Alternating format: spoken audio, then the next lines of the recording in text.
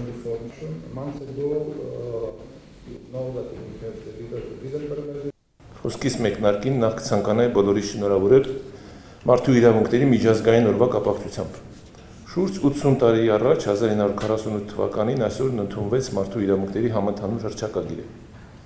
որն իրականում չհանդիսանալով իրավական պարտադիր ուժ ունեցող փաստաթուղթ,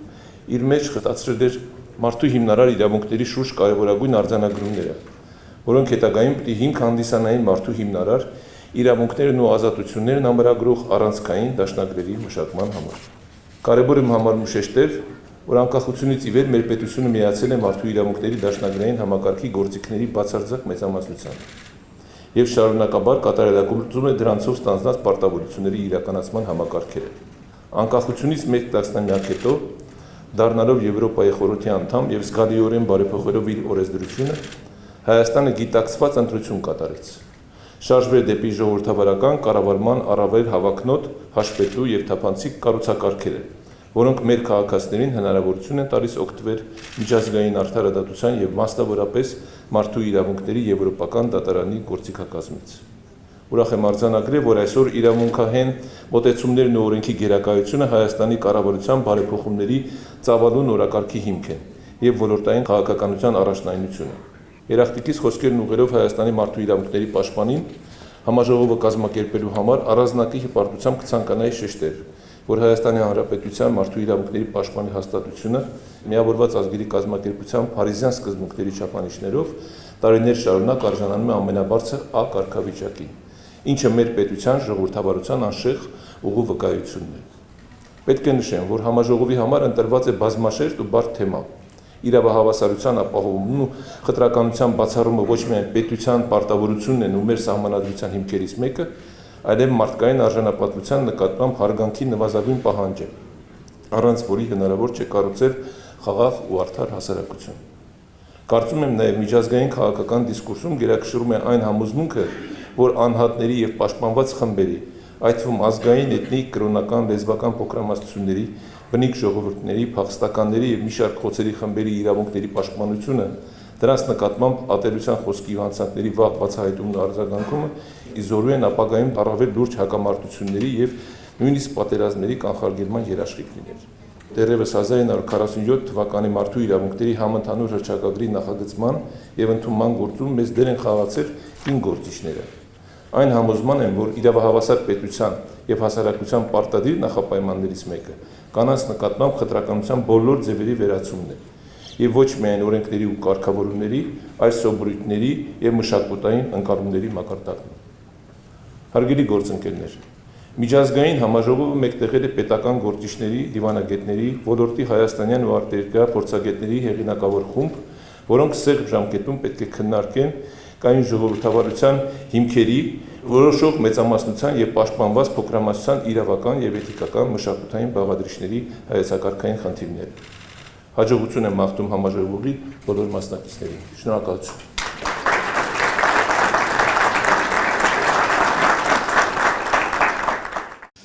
Հայաստանի Հանրապետության մեծարգո նախագահ, կառավարության հարգելի անդամներ,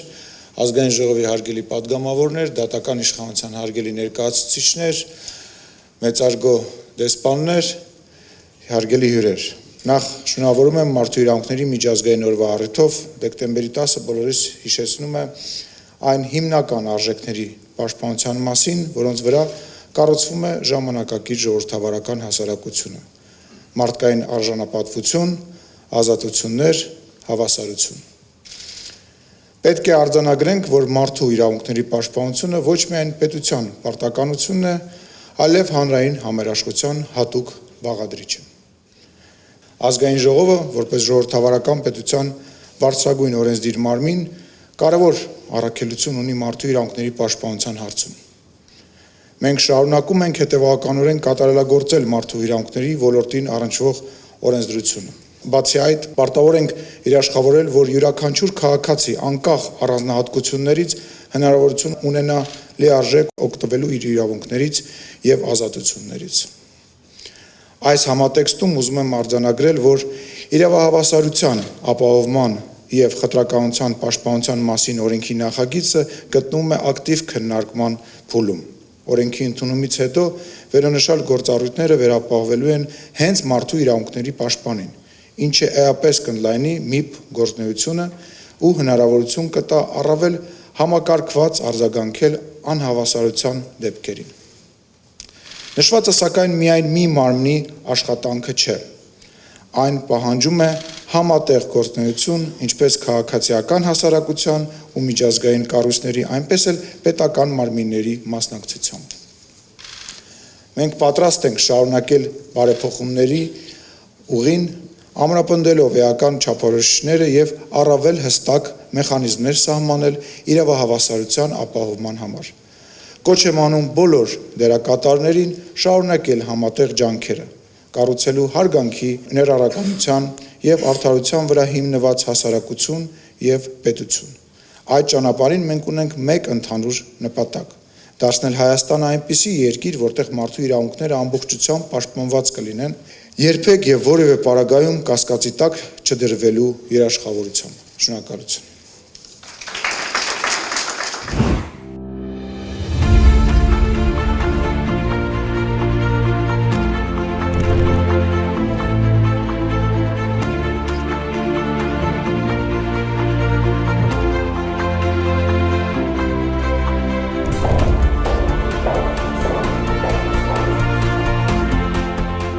Դեկտեմբերի 10-ն աշխարհում նշվում է որպես Մարդու իրավունքների միջազգային օր։ 77 տարի առաջ ընդունված Մարդու իրավունքների համընդհանուր հռչակագիրը դարձավ այն հիմնարար փաստաթուղթը, որն ապահովեց բոլոր անձանց հավասար իրավունքների ճանաչումն ու պաշտպանությունը, առանց որևէ խտրականության։ Հավասարակշռությունը ընդգրկելով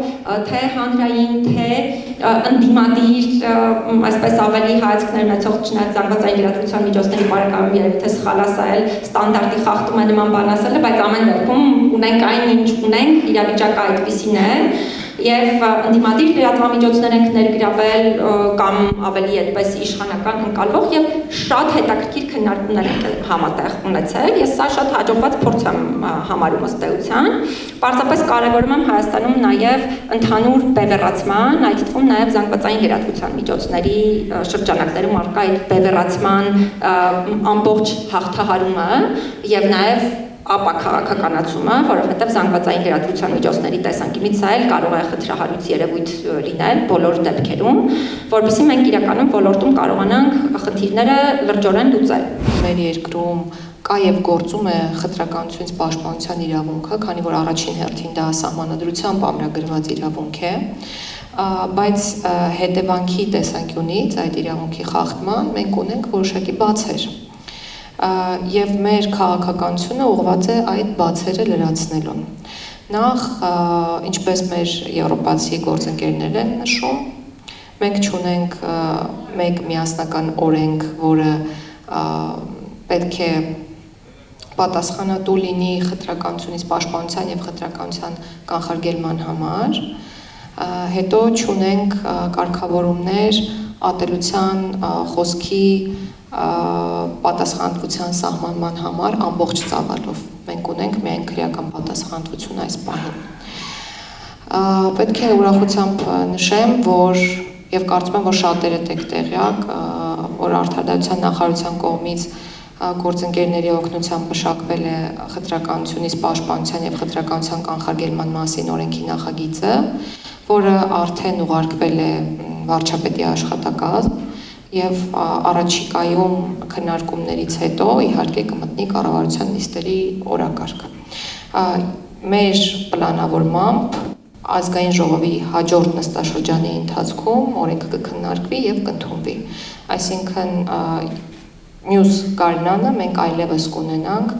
գործող օրենք, որը վերաբերելու է խտրականության կանխարգելմանը եւ խտրականությունից պաշտպանությանը, որը սահմանելու է խտրականության ձևերը, խտրականության զոհերին, նրանց պաշտպանության միջոցները, իրավասու մարմնին, որը զբաղվելու է այդ բոլոր գործառույթներով, միջանկյալ պաշտպանական միջոցների կիրառման հնարավորությունը, կիրառող մարմիններին է սահմանելու եւ այլն։ Սա կարծում եմ առաջանցիկ քայլ է լինելու ոլորտում օրենսդրական դաշտը կարգավորելու ուղղությամբ, ինչ վերաբերում է ատելության խոսքին,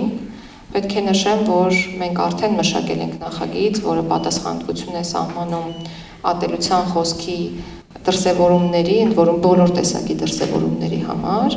եւ այդ պատասխանատվությունը լինելու է եւ քաղաքացիական եւ վարչական կարգով։ Կարևոր է նկատի ունենալ, որ սուբյեկտի շրջանակներում մենք դիտարկում ենք ոչ միայն ատելության խոսք հնչեցրած անձին, այլ նաեւ այն հարթակներին, որոնք տարածելու են ատելության խոսքը։ Խոսքը սոցիալական կայքերի նմանատիպ այլ հարթակների մասին է, այսինքն պատասխանատվության սուբյեկտ համարվելու է նաև համապատասխան հարթակը, որը տարածելու է ատելության խոսքը, ինչը կարծում եմ եւս առաջընթաց քայլ է ոլորտի օրենսդրական դաշտը կարգավորելուն ուղղված։ Ինչ պետք է անի մեդիան։ Նա այն ազդակներ հիմնվելով պետության կողմից պատրաստած այս ամբողջ բազիսի վրա, նա պետք է ստուգի իր աղբյուրները, նա պետք է բազմազան ինֆորմացիա հաղորդի, որը զերծ է ամբողջերի չքննարկեմ ատելության խոսքը տրամաբանության վնասակաբեր բովանդակություն։ Ամենակարևոր խնդիրը։ Եվ մեծ դեր ունի նաև հանրային սեկտորը կամ հասարակությունը, որ առաջերտին զբաղվում է ինքնակառավարման խնդիրներով, էթիկական կանոնների մշակմամբ, իրագործմամբ եւ այլ գործառույթներ, որոնք պարտադիր բնույթ չեն։ Այդպես պետք է աշխատի նաև հետադարձ կա, նույնը։ Այսինքն մեդիան պետք է բարձրացնի խնդիրները շատ կարևոր, պետությունը պետք է պետական ինստիտուտները ականջ պիտի դնեն, փորձեն լուծել այդ խնդիրները եւ որպես միջնորդ պետք է աշխատի հասարակությունը։ Ոչ այն կողմ, այդ շղթան, ոչ հակառակ կողմ, այդ շղթան էֆեկտիվ չի աշխատում։ Եվ քանի որ անսպառ է թեման, ես փորձեմ շատ կարճ հիմնվելով օրենսդրության վրա։ Մենք ուզում ենք այս 3 եռանախագահ բուրգը, բուրգը չէ, եռանկյունին ինքը էֆեկտիվ աշխատի, բայց էֆեկտիվ չեն աշխատում միմյանց մեջ նույնիսկ պետական կառույցները։ Եվ մենք միշտ, երբ որ նստում ենք, մենք մեր առջև հանձնաժողովում խնդիր ենք դնում, մենք փորձում ենք այն երազած Հայաստանը, որը մեր սրտներում է, կապված մեդիայի հետ, համատել իրական Հայաստանի հետ եւ վիճակը շատ անմխիթար է։ Օրինակ վերցնենք էթիկայի կանոնները, որի մասին շատ խոսվեց։ Սա արդեն խոսում է մեր տեղեկատվական անվտանգության մասին, եւ լեզվական եւ տեղեկատվական, որովհետեւ խնդիրը միայն քաղաքականությունը չի, այն կներեք կենցաղային լեզվով ասեմ, գոհական բարքերը, կամ քրեական ենթամշակույթը, որի մասին մենք խոսում ենք, որը արմատավորում է եւ տարածվում է, հասկանում եք, նա գալիս է նաեւ դրսի այդ սերիալների, այդ հաղորդումների այլ երկրներում դա նորմ է շատ ժամանակ եւ դա մեր մոտ լեգիտիմացվում է եւ նորմ է դարձնում։ Մի օրինակ միայն բերեմ, խոսում ենք կարծրատերի մասին, կարծրատերը շատ արագ ստեղ ջարդվում են։ Օրինակ, եւ սովետական Հայաստանում, եւ հետո անկախության առաջի տարիներին հայոյանքը եթերում բացառված էր, իրան ոչ մեկ թույլ չէր տա։ Այսօր այն բարակապակցությունը B-ով եւ T-ով որ սկսում, այսօր լեգիտիմացվել է եւ հնչում է գրեթե բոլոր ալիքներով։ Երկու անգամ մենք պատժեցինք դրա համար հեռուստաընկերությանը, հեռուստաընկերությունը մեզ դատի տվեց եւ հաղթեց, որտեղ օրենսդրական կարգավորումներ չկար։ Շատ շարունակեմ երկար, այս խնդիրը լրջագույն խնդիր է, բայց եթե մենք չկարողանանք, ել եմ ասում, պետությունն է դրայվը, եթե չստեղծենք համապատասխան օրենսդրական դաշտ, եթե մենք չփորձենք այս ամեն ինչը կարգավորել, որտեղ ես շատ եմ գնահատում խոսքի ազատությունը, այս միջավայրում մոտ 40 տարի եմ աշխատում, բայց խոսքի ազատությունը բացարձակ հասկացություն չի։ Եվ երբ որ մենք արդեն դրսում խոսում ենք շատ ժամանակ մեր գոլեգաների հետ, առաջնային պլան է մղվել ոչ թե խոսքի ազատություն, այն խոսքի ազատության չարաշահումները, որտեղ գոնե եվրոպական երկրներում, նաև մեր երկրում խոսքի ազատությանը գրեթե արդեն ոչինչ չի սպառնում, օբյեկտիվ պայմաններով, հարյուրավոր, հազարավոր, միլիոնավոր հարթակներ կան, որտեղ մարդը կարող արտահայտել իր տեսակետը։ Կփորձեմ նախ խոսել որպես տեղեկատվություն մատուցող եւ միջին վիճակագրական մեդիայի միջին վիճակագրական սպառողի տեսանկյունից։ Ինձ շատ հաճախ հարցնում են դու լրագրող ես, դու խմբագիր ես, այ դու կիմանաս, չէ, մենք ամեն ինչ չգիտենք, չենք էլ կարող իմանալ։ Ավելին ասեմ, հիմա դասական ԶԼՄ-ների կողքին մեդիա ինֆլուենսերները, քաղաքական ալգորիթմներով աշխատող սոցիալական ցանցերը շատ հաճախ եկել են փոխարինելու մեզ։ Նրանց խոսքը երբեմն շատ ավելի արագ է տարածվում, շատ ավելի մեծ կշիռ է ստանում։ Եվ մինչ մենք դասական լրատվամիջոցներս փորձում ենք բալանսավորել, պահել բոլոր կողմերը, լսել բոլորին եւ չշտապել տալ տեղեկատվությունը մինչեւ չճշտենք, արդեն սոցցանցերը հաղթում են մեզ արագությամբ, տարածվածությամբ եւ այլն։ Ինչ պատկեր ունենք։ Ունենք խնդիրների մի ահռելի կույտ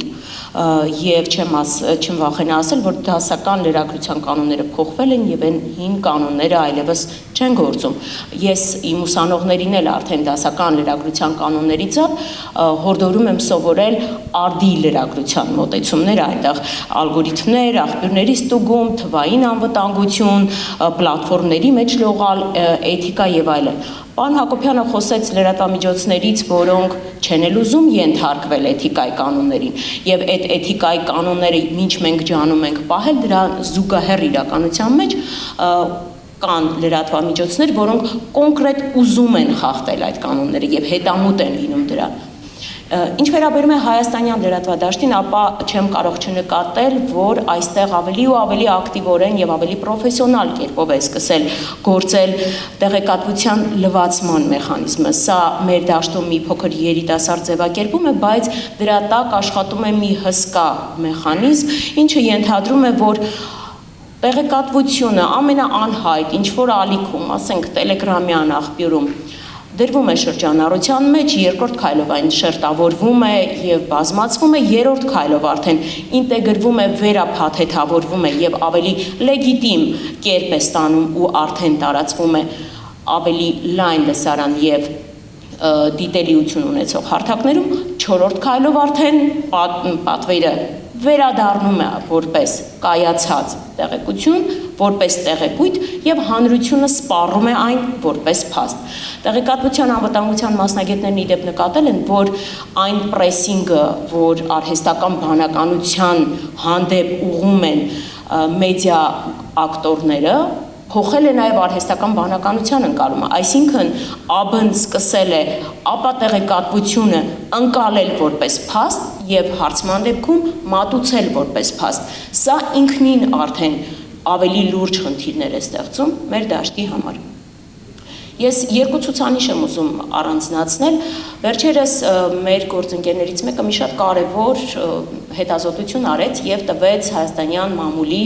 ընդհանուր պատկերը։ Ուսումնասիրվել էր 42 լրատվամիջոց, դրանք առաջատար լրատվամիջոցներն էին եւ պարզվել էր, որ հայաստանյան հեռուստատեսությունների 90%-ը, ավելի քան 90%-ը ունի քաղաքական տեր։ Սա ինքնին արդեն խոսում է քաղաքական ֆիլտրի մասին, որի միջոցով անցնում է հանրությանը մատուցվող տեղեկատվությունը։ Այստեղ մենք խոսում ենք թաքնված, քողարկված մեդիա բովանդակության տերերի մասին, բաց տերերի մասին, բայց ունենք այն ինչ ունենք։ Եվ սա արդեն խոսում է մամուլի եւ մեդիայի ծայրահեղ բևեռացման մասին։ Մյուս կողմից ես հանել եմ մեկ այլ զեկույցի տվյալներ, ըստ որի 2023-25 թվականներին մեդիայի դեմ դատական գործերը զգալիորեն ավելացել են։ 23-ին 36 գործ, 24-ին 43 գործ, 25-ին 9 ամսվա տվյալով 45 դատական գործ։ Սա արդեն խոսում է այն առճակատման մասին, որ կա քաղաքական ուժերի, գործող իշխանության, ընդդիմադիր ուժերի եւ լրատվամիջոցների միջեւ։ Այսինքն այս հայհոյախառն իրականությունը ոչ միայն արտացոլվում է միջին վիճակագրական սպառողի վրա, մեդիայի սպառողի մասին եմ խոսում, այլև բեկել է եւ ձևախեղել է լրատվադաշտը։ Մենք խոսում ենք նաեւ պետական կառույցների մասին, Այտիկին Մանասյանն ասաց, փորձում են լրատվամիջոցների հետ աշխատել, թույլ տվեք հակառակ բևեռից էլ ասել։ Մենք որպես լրատվամիջոց միշտ չէ, որ պետական կառույցներից ստանում ենք անհրաժեշտ տեղեկություն, անհրաժեշտ արագությամբ, անհրաժեշտ տավալով։ Մենք երբեմն ուղարկում ենք հարցում եւ բախվում ենք լռությամբ, կամ պատասխանը ոչինչ չի ասում։ Եվ պետք է հասկանանք, որ այն տեղեկատվական բացը, որ առաջանում է լրատվամիջոց պետական կառույց հարաբերություններում, շատ արագ լցվում է տեղեկատվական աղբով։ Եվ այդ ապատեղեկատվությունը վաղուց այլևս հերկման մեխանիզմով չես կարող ոչ կասեցնել, ոչ հերքել, այդ մեխանիզմները արդեն հին են, շատ ավելի արագ պետք է անցնել նոր մեխանիզմների, որով դու պետք է կասեցնես ապատեղեկատվությունը։ Ինչ անել մոդելների մասին խոսելիս, վերջերս մենք Եվրոպական միությունում հնարավորություն ունեցանք ընդլայնման քաղաքականության հանձնակատար Մարտակոսի հետ քննարկում ունենալ, ասել, որ կան լուծման մեխանիզմներ եւ որոշակի մոդելներ, ճիշտ չի լինի, ողջ Եվրոպայում եւս շատ մտահոգ են, ինչպես վարվել, սահմանափակել թե ոչ, որն է այն շեմը, որն է այն սահմանը, որտեղից սկսվում է ազատ խոսքի սահմանափակումը։ Ես ինքս էլ որպես խմբագիր շատ հաճախ ունենում եմ իրավիճակներ, երբ չգիտեմ տվյալ բանախոսի տվյալ միտքը պետք է սահմանափակել թե ոչ։ Առաջին պատահած օրինակը գա միտքս ասեմ, երբ բանախոսը մեր եթերում ասում է, պետք է մաքրել երկիրը, դրա տակ կա խտրականություն, կա ատելության խոսք թե ոչ։ Եվ մենք երկուստեք բախվում ենք քննադատության ալիքի։ Մի կողմից եթե հանում ենք, մենք սահմանափակել ենք խոսքը կամ գրաքննել ենք, մյուս կողմից եթե չենք հանում, մեկ էլ հասարակական կառույցներից գալիս է միանգամից քննադատություն, հանրությունից, կոմենտների տեսքով, այ դուք տարածեցիք խտրականության խոսք, քարոզ, ինչ որտեղ բռնության կոչ են տեսնում։ Վերադառնալով մոդելներին, ես փորձեցի ուսումնասիրել մի շարք երկրների օրենքները եւ նկատեցի, որ եվրոպական երկրներում ամենահաջողը իհարկե գերմանական փորձն է, կա մեդիա արբիտրաժի մեխանիզմը։ Ինչ է անում մեդիա արբիտրաժը, այստեղ պետք է մի փոքր անդրադառնամ Տիկին Գալյանի ասածին, երբ քննարկում են մոդելներ։ Լիովին կենսունակ, լիովին գործոն մոդելներ թերևս չենք կարող գտնել, բայց կարող ենք գտնել մի հարթակ, որը կարող է շատ արագ արձագանքել ապատեղեկատվության հսկա խոսքին եւ գոնե արժանանակ կասեցնել դրա ընթացքը։ Օրինակ, որոշ երկրներում կա այսպիսի մեխանիզմ, այս մեդիա կոնսիլները տեսնում են ապատեղեկատվություն, ստանում են բողոքը, քննարկում են այն եւ կարող են 48 ժամվա արգելանք դնել դրա հետագա տարածման համար, մինչեւ իրենք չգտնեն աղբյուրը, չպարզեն տեղեկության իսկությունը, չպարզեն դրա աղբյուրի իսկությունը եւ միայն դրանից հետո անգամ եթե նրանք չկարողանան կասեցնել տեղեկատվության խոսքը, դրանք այնպիսի հեղինակավոր կառույցներ են, որոնց խոսքը եւ տեղեկույթը կարող է փոխել մարդկանց ընկալումը, այսինքն կա մի հարթակ, որը ասում է ուշադրություն, արգելի հանրություն, սա ապատեղեկատվություն է։ Մենք այդպիսի հարթակ այս պահին չունենք, վախենամ դժվար էլ կունենանք, որովհետև մեդիա հեղինակությունները մեզ մոտ քաղաքականացված են, քննադատությունը քաղաքականացված է, մեդիան բևեռացված է, մեդիա փորձագետները շատ հաճախ խուսափում են այդ քաղաքական գործարքների մեջ մտնել, քաղաքական քննարկումների մեջ մտնել, բայց իրավուսուցների մեխանիզմ ստեղծելը շատ կարևոր է։ Ունենանք մարդիկ, ունենանք տարբեր սեկտորներից ներգրաված մարդիկ, ովքեր այդ հարթակում կներգրավեն, անունը կդնենք մեդիա արբիտրաժ, անունը կդնենք մեդիայի ներողություն արտահայտությանս համար բարոյականության հանձնաժողով, անվանենք ինչպես ուզում ենք գանք ընդհանուր մի հայտարարի, բայց պետք է լինի այդ հարթակը, որի խոսքը ազդեցիկ կլինի, որտեղ ներկայացված մարդկանց տեսանկյունը կլինի հեղինակավոր եւ մենք այդ հարթակով կկարողանանք գոնե որոշ չափով ոչ թե հերքել, այլ ի սկզբանե կասեցնել ապատեղեկատվության այդ հսկա հոսքերը։ Եվրոպայում էլ կա իմիջիալոց եւ այդ հոսքերի դեմ պայքարի հստակ մեխանիզմներ են ստեղծել, քարտեզներ են մշակել, վերջերս մենք այդպիսի մի քանի բացառիկ փաստաթղթերի հնարավորություն ունեցանք ծանոթանալ։ Հայաստանում էլ են գործում այդպիսի ցանցեր, ուզում ենք տեսնել, չենք ուզում տեսնել, բայց կան այդ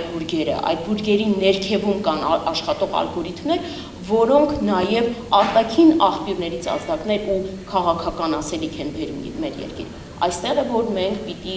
համատեղենք մեր ջանքերը եւ փորձենք կարգավորել ոլորտը։ Շնորհակալ եմ։